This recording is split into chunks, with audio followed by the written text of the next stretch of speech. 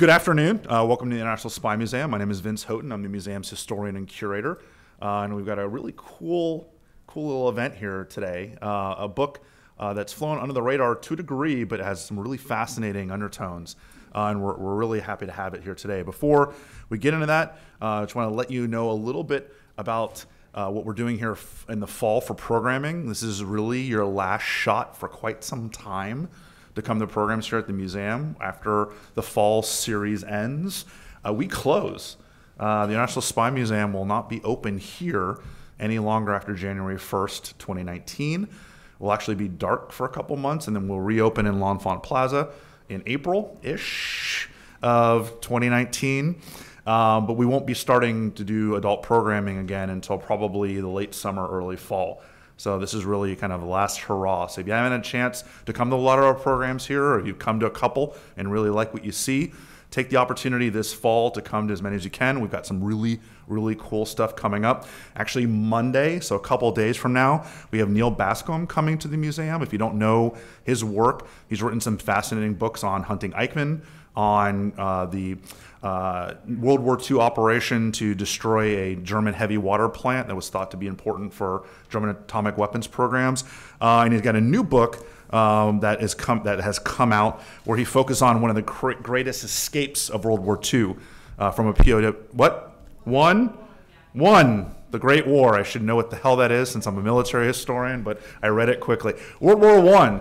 So it basically, you get a chance to hear from a guy who those of us that are authors of any sort or tell stories, Neil Bascom really has perfected that art. He takes real important history and makes it incredibly readable. So he's here on Monday. It's definitely an opportunity that you don't want to pass up. And if you did get a chance to take our communique, one thing that's not in it is a really cool event that kind of came up after we produced the communique. And that's on November 13th, so got a little bit of time before that, almost 2 months, and this is a name that many of you will know. If you don't, Christopher Andrew will be here, one of the heavyweights, if not the heavyweight, of writing intelligence history. He wrote the official history of MI5, and he'll be here to talk about his new book, which is, every so often someone will take a crack at writing the complete history of intelligence. And only someone like Christopher Andrew has kind of the cojones to try to pull this off. This book is about that thick, and it literally takes a tour through the history of intelligence going back to prehistory and all the way up to the modern day. It's going to be a fascinating conversation we have with him there.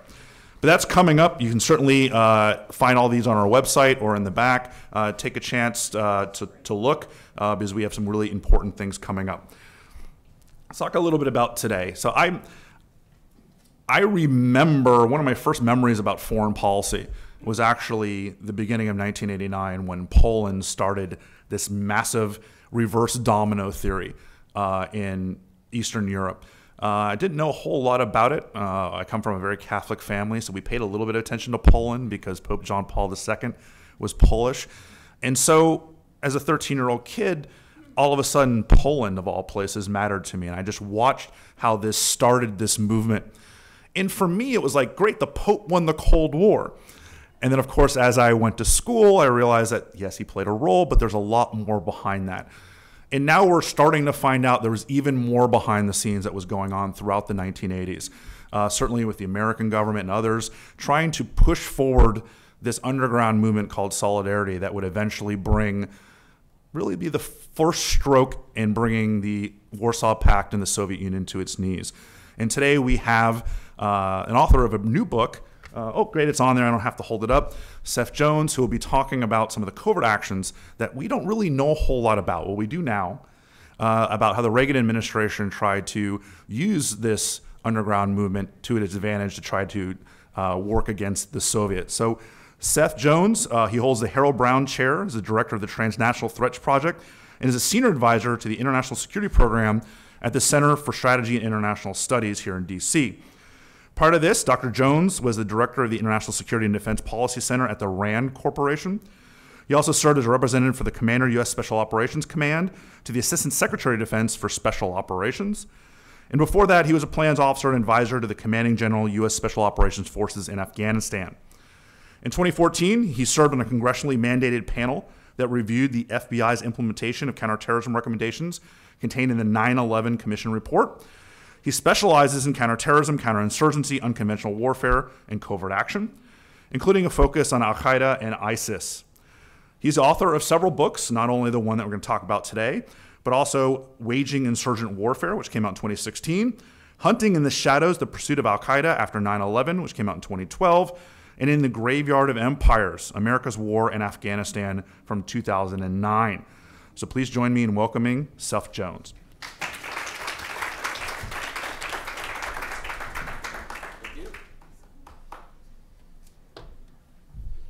Thank you for coming. Thanks for the kind introduction, and thanks for the Spy Museum for putting this great event on, and thanks to Chris Costa, among others, who supported this effort. I knew I was onto an interesting topic after I had submitted the manuscript last year to the CIA, just so they were aware. If they had any comments, I said, be happy to take a look at them. I got a call back in late 2018 from someone that I had been working with at CIA Public Affairs. I had gotten comments along the way. We'd actually made some changes, factual changes, that were quite helpful. And this last conversation, the public affairs officer said to me, I think we're all good from our end, but I have one last question. And there was a pause on the other end of the phone, and I went, okay, here it comes. And he said, are you guys making a movie about this? And I said, I'm trying to finish the manuscript first, but that comes next. But I think it gives an indication that there is an incredible story behind what went on in the 1980s. So what I'd like to do is walk you through a case, a really interesting historical case that is, I think as you'll see, has some notable similarities, some differences, but some similarities with what the U.S. is dealing with today, particularly with the Russians. So the way I'm going to organize this a little bit is to talk about what the Reagan administration faced at the beginning of the 1980s, and then how it responded, and then conclude with kind of where we are today a bit, and then we can get into more details in the Q&A segment. So as a reminder, this is the Cold War division of Europe. The red countries here, dark red's the Soviet Union. The lighter red are the Warsaw Pact countries. Poland sits well within the Warsaw Pact. One of the famous Polish historians called Poland God's playground because of the movement of German, Soviet, and other forces that came back and forth. 1945, at Yalta, Churchill, Winston Churchill, FDR, and Stalin essentially agree that Poland would come under Soviet influence. And that's the way the Soviets interpret it. And so from 1945 until the period we're talking about, Poland is a communist state and comes under Soviet sphere of influence. I think what's interesting is a couple of things as we fast forward through the Cold War. By 1980, when Reagan is elected, what the administration finds as it's being briefed by CIA in the late fall of 1980. So this is Stansfield Turner is the outgoing CIA director, and as they're sitting down briefing the transition team, one of the things that comes up very strongly is Soviet or Russian active measures. And what active measures were essentially an offensive information campaign directed primarily against the United States. The U.S. was the main enemy, and active measures were designed to benefit globally Moscow and communism, and then to undermine the U.S. and its allies, including Western European countries more broadly. So headed by the KGB, but going up all the way to through the CPSU, the Communist Party of the Soviet Union. Active measures included establishing of front groups to funnel money into political parties, not just communist parties, including ones in the United States, but also non-governmental organizations, World Peace Council, the nuclear freeze movement that was supporting a freeze, and I'll show you in a second some examples of that. It involved covert broadcasting of radio and other programs, and information, and in particular a disinformation campaign that the Russians were running, targeted assassinations, particularly against KGB defectors or against individuals that were speaking out against the Soviet Union, former Soviet academics who had reoriented to Western Europe, moved there, or even to the U.S.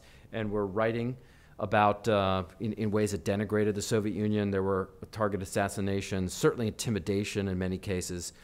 And as the CIA director, the incoming CIA director, Bill Casey, says, most of these active measures aren't new. When you see it in the quote at the bottom, many of them were employed by Lenin and obviously by Stalin in the early period. But at no time in this century have these techniques been used with more effect or sophistication than by the current Soviet state. Declassified CIA assessments. This was one that was put together for hearings before the Permanent Select Committee on Intelligence, the U.S. Congress, noted both covert activities on the left side of the screen by the Soviets, forgeries, placement of articles, including putting either KGB operatives or recruiting journalists to write things in Western or other newspapers, the use of front groups, and then on the overt side, the use of propaganda by TASS and other state-run media, diplomatic efforts, economic agreements, military ties, those kinds of activities. So a range of both overt and covert activities designed to support the Soviet Union and communism, and then to undermine the U.S. Examples of this, on the left side of the screen, we see a KGB effort to undermine efforts to reconsider placing new U.S. nuclear missiles in Europe. These, on the surface, look like they were non-governmental organizations supporting a peace movement. Behind the surface, it was KGB money. On the right side of the screen was a disinformation campaign that the KGB funded. I still hear examples of this when I go around and talk to people today. The basic essence of this was putting out information on radio, publications throughout the world, that the AIDS epidemic that was hitting various places, including in Africa, had its roots in U.S. laboratories in places like Fort Detrick, Maryland. None of that was true. But it actually took root in a range of players of very sophisticated KGB disinformation campaigns. So these are the kinds of things that Reagan faced when he came to office. One of the opportunities in the face of those active measures was what was going on in Poland at the time. So August of 1990, you've seen the left side of the screen. That's a map of the Gdansk shipyard. It was really the hotbed of the labor unions. They were at shipyards. They were in mines across Poland, and the leader was Lech Wałęsa.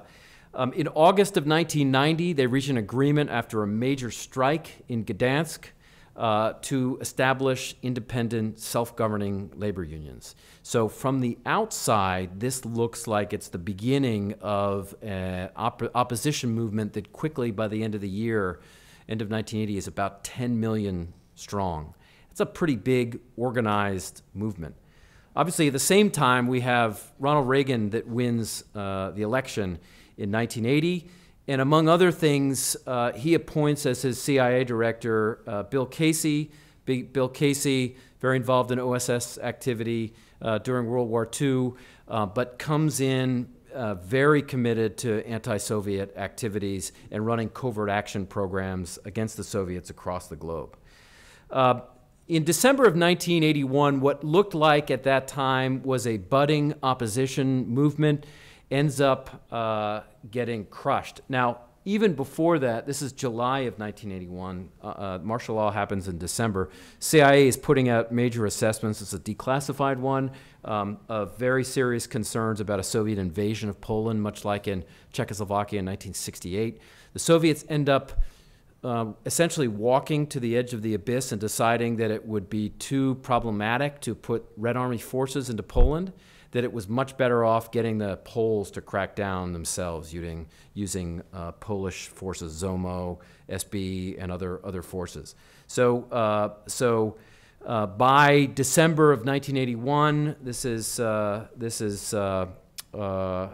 Polish leader Jaruzelski declares martial law, essentially cuts off all communication, puts tanks in the streets, and then we have great photographs like this one of Polish tanks in the streets, and Solidarity members are being sort of rounded up, persecuted, and put into camps across Poland. Lech Wałęsa's put into slightly nicer than a camp, but he's also arrested. So Solidarity is in serious trouble by the beginning of 1982. What Reagan does around Christmas time is go on television, and he makes it very clear politically that the President of the United States does not and will not let stand what is happening in Poland, that he sees, and he likens what's going on at this point to what happened at the founding of the United States. We have individuals committed to liberty and freedom, and that he's going to do whatever he can to support that. So over the course of 1982, we get a range of debates within the U.S. government about what to do in Poland. Do we provide weapons?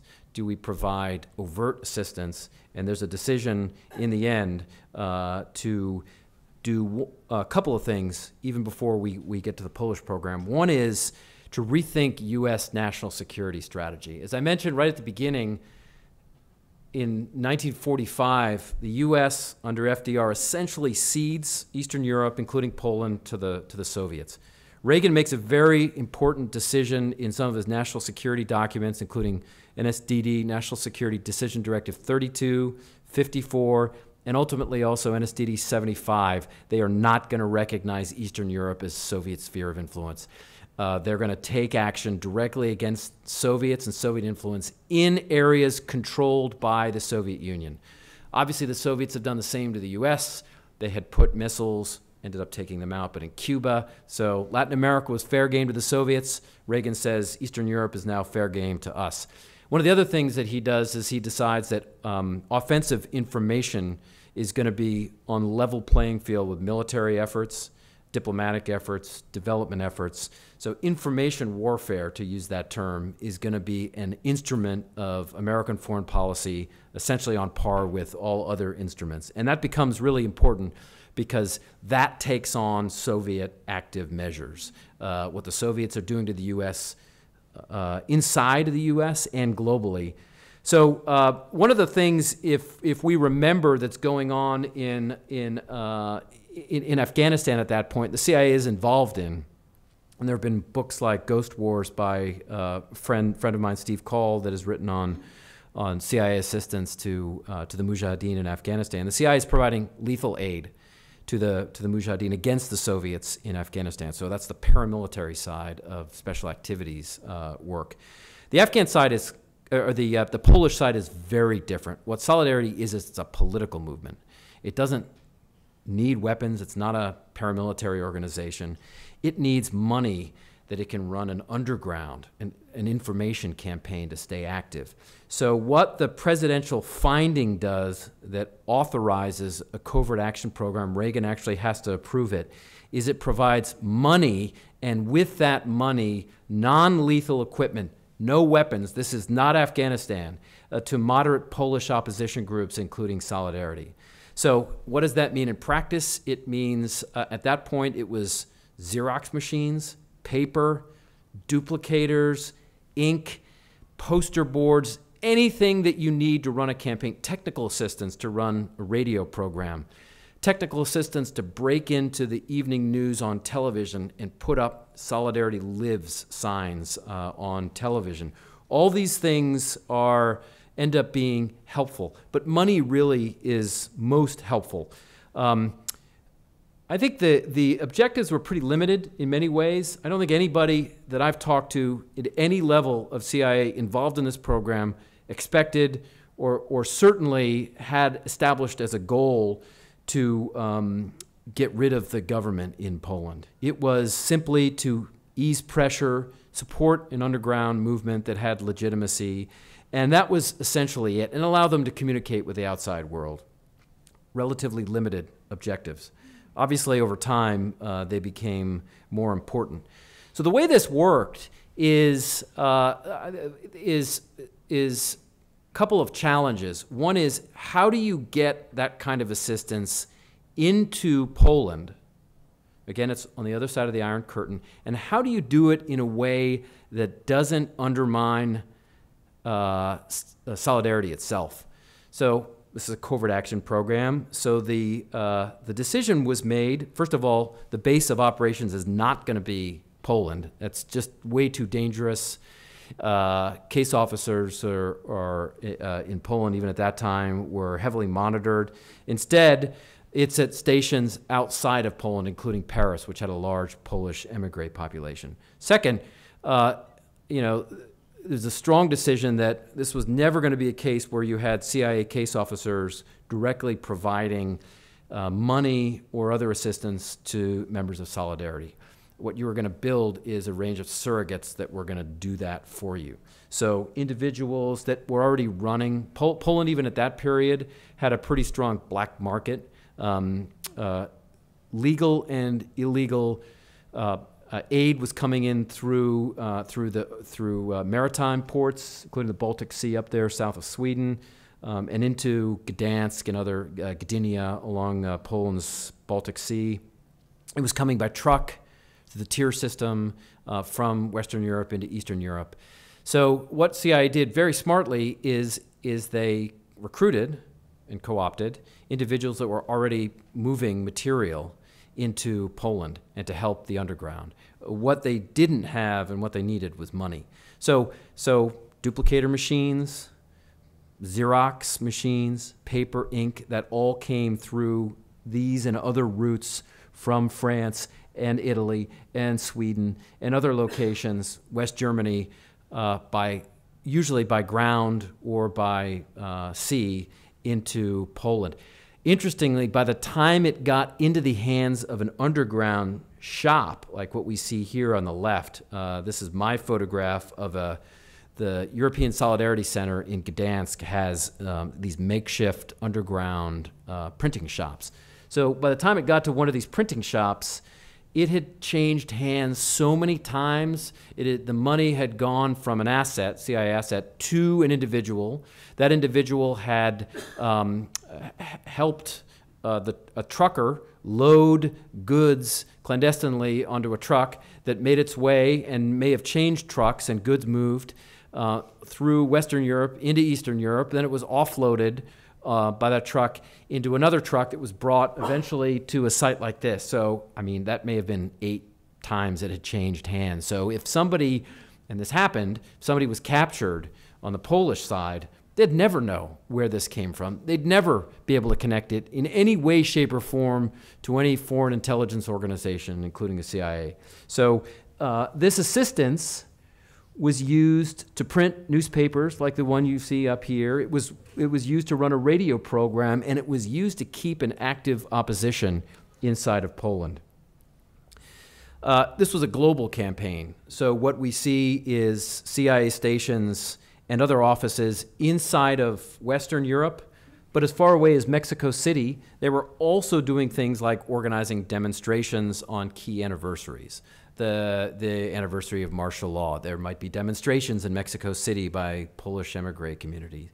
There might be demonstrations in Paris on the train on the anniversary of Polish independence.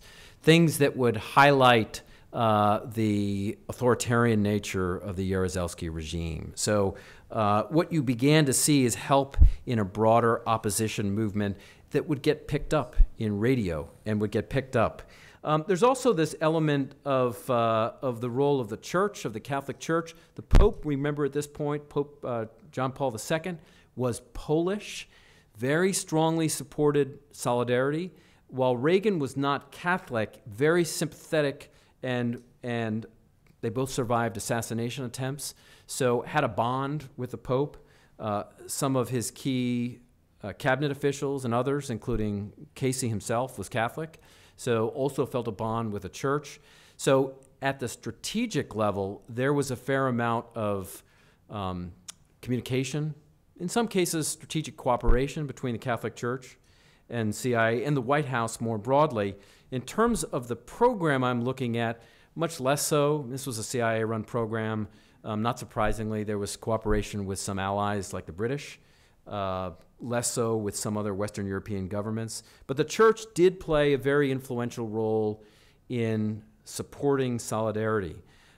Priests, incidentally, when they came in from the outside, were generally not checked at the border. So there were cases where CIA officers would smuggle money or other things through priests into Poland, but it was a pretty small percentage. But the church plays a very important role. And note, by the way, that everything that we're talking about here, duplicator machines, Xerox machines, poster boards, demonstrations, this is all political program. This is not a paramilitary program. Nobody's getting shot or killed because of this. So it's a very different kind of program than what we saw with the Afghan one.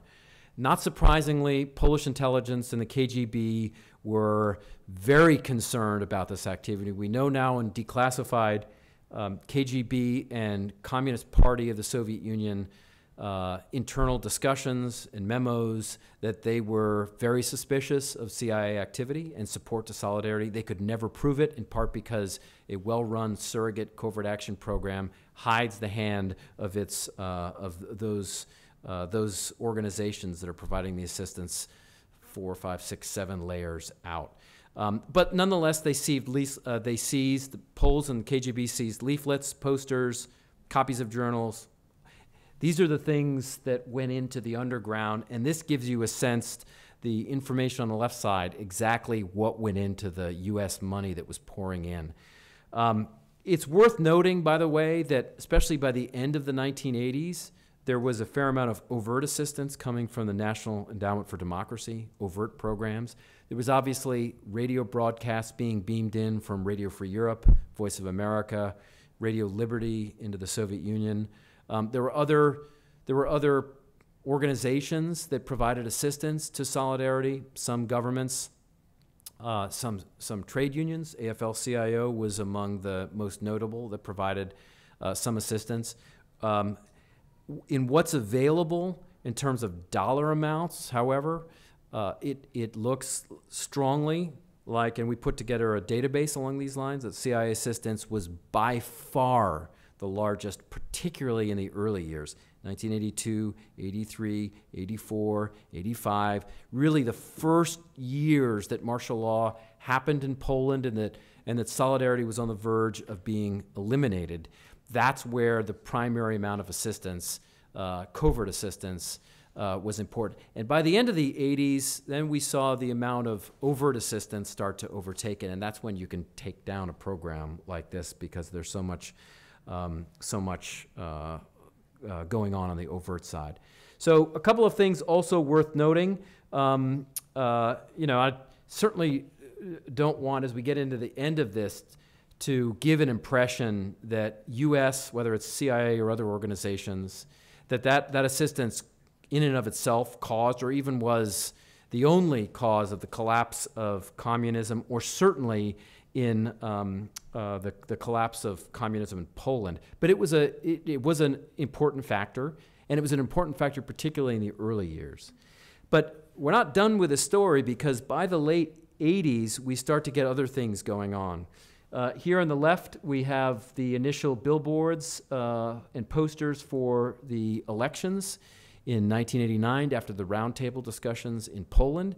And one of the things that CIA does is it provides limited assistance, essentially to try to level the playing field. Remember, even at this point in 1989, Polish media was state-sponsored, so the state had a monopoly on information. So some assistance to help putting up these poster boards. And the one on the right is interesting, because there was some CIA assistance that went into even this one. This is Gary Cooper. This is High Noon. And there's an interesting story behind this. Gary Cooper, if you go back to the original poster of High Noon, Gary Cooper's holding a 6-shooter. Now, there's a problem if there are U.S. funding that's going to an organization that is at its core peaceful, and you're putting a 6-shooter into that poster. So the lawyers strongly insist that Gary Cooper cannot hold a 6-shooter in this poster. He's holding, as you can see here, a ballot for voting. So with limited assistance, again, to try to slightly rebalance the media here because of the heavy the Soviets were supporting the state here, that Solidarity wins the 1989 elections, and then by 1990, Lech Wałęsa becomes the Polish leader. I would urge you, if you get the opportunity, you can do this on YouTube, watch when he visits the U.S. Congress in 1989. It's the end of 1989. The wall is collapsing at this point. He is a revered figure in the U.S. by both Democrats and Republicans. I mean, this is an area that won strong liberal and conservative support. It was a program that was against communism, so sort of red-blooded conservatives supported it. It was also a trade union, so liberal-leaning individuals supported assistance to a foreign trade union. So this had everybody essentially in the U.S. supporting assistance to Solidarity. It is a very emotional visit, and you see the Polish-American ties here with Lech Wałęsa's trip to Capitol Hill. There are members of Congress that are weeping as he walks in, because 1989 is such an emotional period. The Berlin Wall falls also in 1989, and as I mentioned earlier, Lech Wałęsa is elected president. So we have Reagan signs the memorandum to authorize covert action in 1982. The program really starts in 83. 7 years later, we have that organization on the verge of defeat that wins the presidential election just 7 years later. Obviously, lots of other factors contribute to the fall of communism and to the election of Lech Wałęsa, and certainly on the right side, the Poles deserve the vast majority of credit for everything that happened.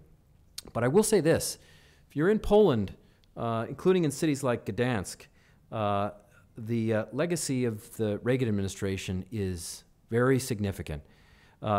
In 2007, Reagan is awarded the Order of the White Eagle. It's the highest, it's one of the highest orders that can be awarded to anyone. Rarely awarded outside of Poland anyway. This is, if you've been to the Reagan Library in Simi Valley, that quote, "I know in my heart that man is good, that which is right will always eventually triumph, and that there is purpose," et cetera, et cetera. You can read the quote. That actually matches exactly why he wanted to provide that kind of assistance to the Polish people in their hour of need. And then on the right side's my picture here, right on the Baltic Sea, is a park, Ronald Reagan Park in Gdansk. And it's got a picture, or it's got a statues of both Pope John Paul II and Ronald Reagan. It's quite a nice park. There are kids playing, birds flying in there. But again, these things are testaments to the legacy that America has in that country in the struggles to support freedom and democracy. And so my last comment before opening this up, and I'll leave these slides up here, are that, you know, this is an example, I think, of an effort where there was support, in this case, started out as CIA, and then it became more overt over time, support to a legitimate opposition movement that was pushing for freedom and democracy. Hard to argue, I mean, you can do this, but hard to argue that there wasn't a legitimate need, and hard to argue that the call was not received. And again, as we get into issues that we're dealing with today, including with the Russians, this was a case where an American president decided to put together a strategy and then go on the offensive on an information campaign in response to a strong Soviet active measures anti-American campaign going on. So, I mean, it was really a decision by an American president that he was going to elevate information and that he was going to go on the offensive to a state, in this case, both Poland and the Soviet Union, that he assessed was vulnerable. They were trying to limit information to their societies. He opened it up, allowed the printing presses in the underground to start, and allowed essentially with money those printing presses to continue. So that is, in very brief detail, the story of what is called using the CIA cryptonym QR helpful, that the help that was provided to Solidarity and the Polish people in the 1980s. So we have microphones, and I'm happy to go in whatever direction, including how I even came across this, if you want. I remember all of this like it was yesterday. My question is about your source material. Could you talk to us a little bit about that? Sure. Whom did you interview? Were they CIA case officers? If so, how did you get access to them? I have so many questions. Yes, that's a good question. If you look at my biography, many of the books that I've written are in the area of counterterrorism and special operations. When I was in the government, I obviously worked closely with the CIA overseas. So in thinking about another book, including a terrorism book, my publisher, which is W.W. Norton, came back and said, that market's pretty saturated. Let's look at other options. So it turns out there are a couple of places. One of them is Bob Gates' book From the Shadows that has mentioned the Polish program, CIA support to the Polish program. There are a few other places that had made it through CIA's review board, which also talked about it. Not a lot of detail. And then there were some books that came out right at the end of the Cold War and in the early post-Cold War period, including on the Catholic Church, that had started talking about it.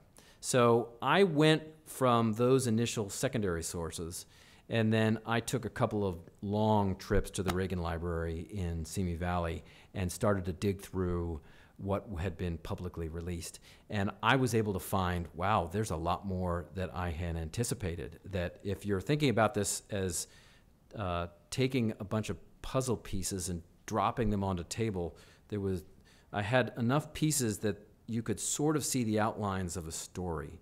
So the more and then I went to the CIA's CREST database, which is mostly online, but it's in Maryland. Declassified information, a lot also on CIA assessments of the Polish situation, and a few things that were directly helpful for this. Then I went to Poland and talked to the Poles, and talked to Lech Wałęsa, and started looking through the underground materials. So I started getting my hands on duplicator machines, all the stuff that ended up. So I got to the point where I had a pretty reasonable story, but there was stuff missing. And I think at that point, then I got help with interviews. So I interviewed people both before the Reagan administration, like Zbigniew Brzezinski, who recently passed away. He was the National Security Advisor for Carter, but as he said to me, spoke regularly with President Reagan about this particular issue. The Casey archives in Hoover at Stanford I went to, and there's a little bit starting to come out in the former CIA director's archives, and then a range of people who I noted in the book that worked on covert action. And then I had the history office at CIA sent the copy of the manuscript, and they provided a bunch of comments. So there was help from talking to people. There was help from archives. The Poles were quite helpful in piecing some of this together. And I think what you get is some corrections to what we knew in the past. There were some estimates that the CIA was giving $100+ million. The figures look like they're closer to about 20 million, which is still reasonably large, but there were some initial indications that CIA was basing this out of the Warsaw Station, maybe even in Germany. We get a lot more fidelity on the kinds of places and the rat lines that were used to move information. So there are a range of things that are, I think, corrected. I think what's probably still missing, and as we get more information's declassified, more of the puzzle pieces will come together. So I would say there's a lot more we now know because of this. There's still more and more details that probably for the moment you don't want out there, because there are people's names that I found, including their real names, that are still alive, that Poles that were supportive, that were assets. And I use pseudonyms in the book instead of noting them. So, at some point, 10 to 15, 20 years, particularly after people pass away, there may be more rationale for getting even more granular on what we know. So I think this advances the ball, but there are still some sensitivities to a program that's still, 40 years, 30 to 40 years old. You took a picture there. You said Wait. All right. You gotta get it for the YouTube video. Thank you. You took a picture there. You displayed it. You said that was a picture you had taken of the printing presses? Yes, this was my picture of printing presses that the Solidarity Museum in Gdansk Okay. had put together. All right, that was my question. Yeah. One more, please. This one.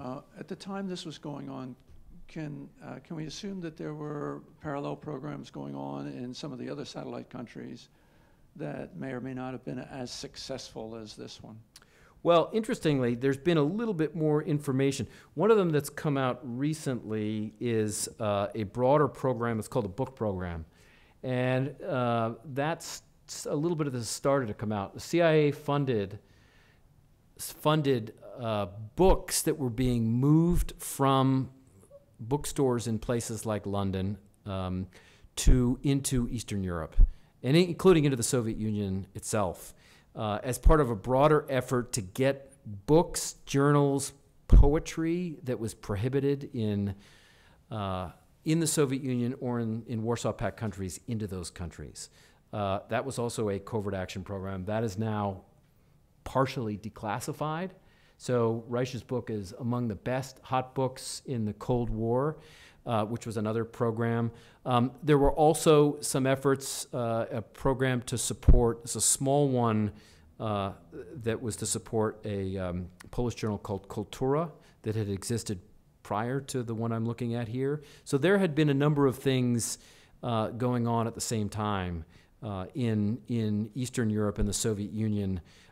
Poland is probably because there was an opportunity there, and a labor union of 10 million plus was the most successful program, because you had an active opposition that was really well organized and willing to stand up. And the Polish government was very cautious about how much it was going to crack down. Even in the few years after martial law in December of 1981, the Jaruzelski government was still somewhat cautious about how much to actually crack down. And I think this is interestingly why the Soviet Union probably never invaded. You can see a lot of the declassified information. They were very worried about putting Red Army forces in Poland because of what would potentially turn into an active armed opposition if they put Red Army forces there. So I think, yes, there were other programs, including the book program. The fact that it was so successful in Poland was probably a result of specific aspects of the Polish people, the opposition movement, and its organization, and then its charismatic people like Valenza.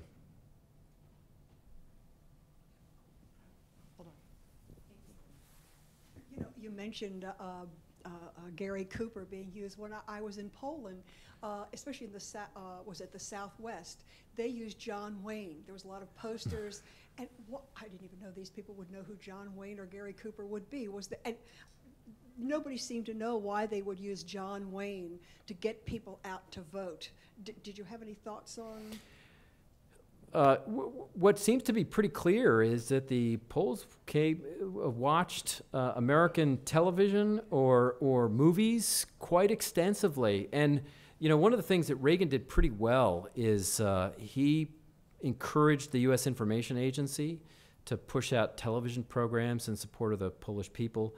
He went on television multiple times, including in December of 1981. But his speeches at Westminster, talking about the Soviet Union and arguing that it was going to be put in the ash bin of history. I mean, these were all aspects, I think, of what drew the Poles to the U.S. as they were by far the strongest outside supporters in the darkest days. So, the smuggling efforts that went in addition to supporting Solidarity, also included video cassettes of movies. One of the most poignant parts of sitting in the Reagan Library was, you could tell it was a very emotional President Reagan, where he's getting a series of letters from Solidarity members in prison. And they're essentially saying to him, please keep this up. You probably do not understand what kind of impact you're having on us. We all pass around, every time you speak publicly, we listen. We pass it around, whether it's audio, video, or transcripts of what you say. You are our light. You keep us, Poles on the anniversary of martial law would light a candle in the window, and Reagan encouraged everybody in the U.S. to light candles. That, I think, encouraged, plus the U.S. also has strong Polish immigrant populations here, but I think that, you go into some of the oddest places if you go into some of the churches in Gdansk, there are pictures of Reagan inside of the church, George H.W. Bush, who was Reagan's vice president, inside of these churches right now. It's left a startling image. And so I think all of these things together help explain why these images ended up being so significant along these lines. This question goes back a little further in time. After Stalin died and Khrushchev gave his secret speech, wasn't there a sense generally in Eastern Europe that communism was just running out of gas, and that Reagan's election and the Pope's accession provided the spark to get movements like this going? I think that certainly helped, but I think you have to remember that everybody, even in the early 80s and late 70s, they recognized what had happened in Czechoslovakia. So there was this aura of Red Army tanks that could be deployed as they were in 1968, and that they could crush opposition or try to crush opposition movements. And what's interesting is when you go back to the debates that were happening in the Reagan White House in 1982, one of the strongest concerns among Richard Pipes, who was the senior director of the National Security Council, recently died, but I spent a lot of time with Pipes. He was deeply involved in this program, died earlier this year. What he said to me was, one of the things that we had to be very careful about is to set limited objectives. What we didn't want to do is tell Solidarity directly or indirectly that we were supporting an overthrow of the Polish government, because what we were worried about is if we went that far, that they would be crushed either by the Soviets or by the Jaruzelski regime, and we were not about to get involved in any major way in an insurgency, armed insurgency, and providing weapons into Poland. So I think there were concerns in the late 70s, and there had been a couple of periods where the Polish regime had cracked down on early demonstrations. If you go visit Gdansk today, just outside of gate number 2, there's a monument to those workers that have been killed in opposition demonstrations. So it was not, in my view, a foregone conclusion, at least by the early 80s, that this was going to succeed. It began to appear with a Polish Pope, with a U.S. president that was willing to go on the offensive, especially on the information side, that there were vulnerabilities in the system. And obviously, as we got to 85 and 86, and Gorbachev's decision to open up society, glasnost, perestroika, the cracks started to widen. And then after Poland, it was Germany and Czechoslovakia and other countries. So, but I think the aura of 1968 still continued to hang around Poland even during those early years. I just want to express my gratitude as a retired CIA person. I spent about a third of my career on the history staff. It was before, or I think it was, I retired before you were involved with them. We knew the story. We knew it was a great story. We just couldn't talk about it openly. So I think you've done a great service to historical truth. Thank you. The timing is interesting.